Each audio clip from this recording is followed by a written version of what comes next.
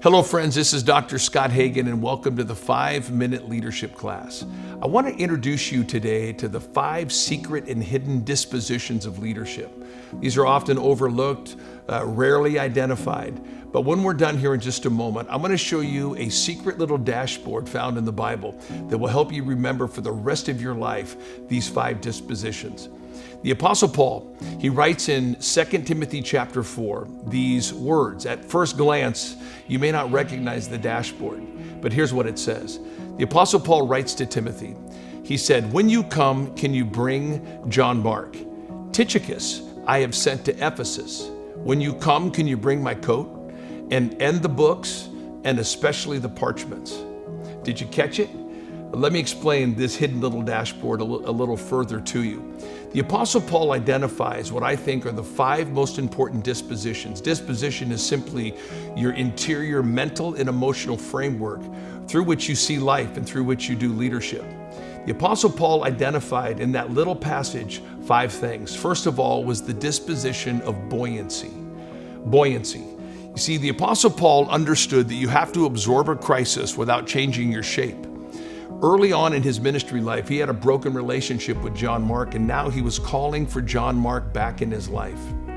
You know, starting new relationships is a good thing, but restoring broken ones is better. So over time, the Apostle Paul, he developed buoyancy. He could absorb crisis and not lose his shape. When I was a kid, I used to play with this little ball of silly putty. I would stick a pencil in it, pull the pencil out, and it would leave a hole. I would take that same pencil and press it against a tennis ball. It would make an indentation, but once I removed the pressure, the tennis ball restored its shape. That's the hope we have to have in leadership, is that we do not lose our shape under crisis. We do not change. We absorb the crisis, we are buoyant, and we can be restored. The Apostle Paul had the ability to restore things that were broken in his life, the disposition of buoyancy. The second disposition was the disposition of kinship.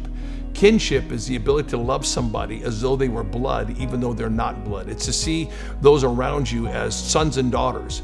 It's to see leadership not as production, but reproduction. The Apostle Paul said, "Tychicus I have sent to Ephesus." Paul couldn't be 2 places at the same time. He reproduced his life and was willing to set up a platform and to give away major sacred real estate and opportunity to another person. Kinship is an important disposition.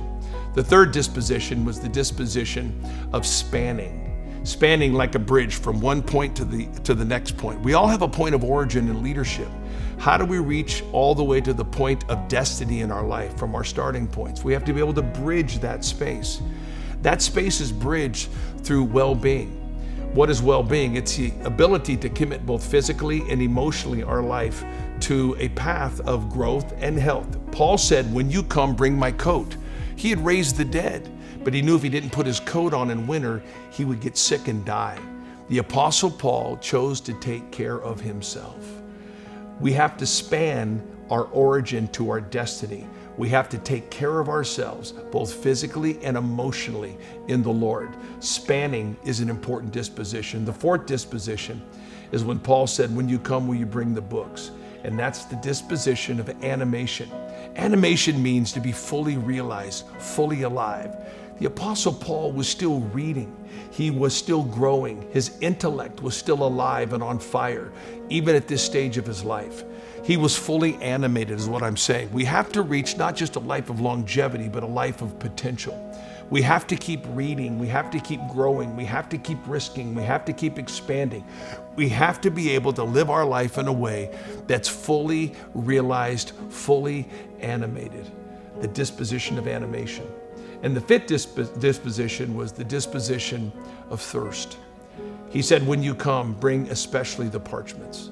This was the spiritual writings, the writings that either Paul was working on with his scripture that he was writing. They were sacred writings. And so the Apostle Paul said, "I want you to especially bring the parchments."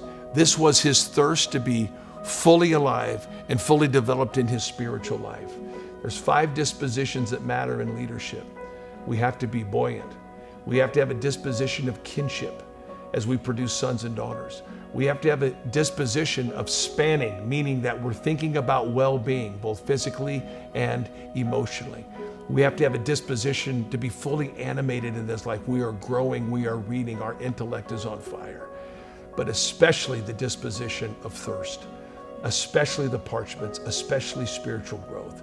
I pray these dispositions help you get that secret dashboard down in your heart and your soul and continue to be all you can be in your leadership life. God bless.